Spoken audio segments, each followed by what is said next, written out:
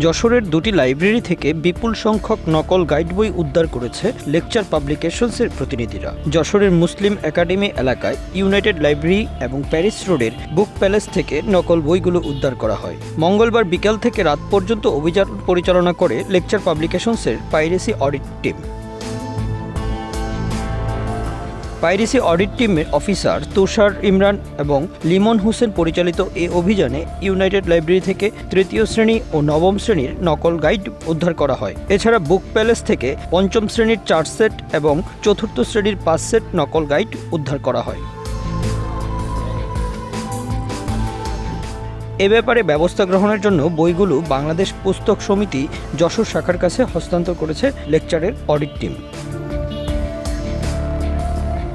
Bangla affairs news desk.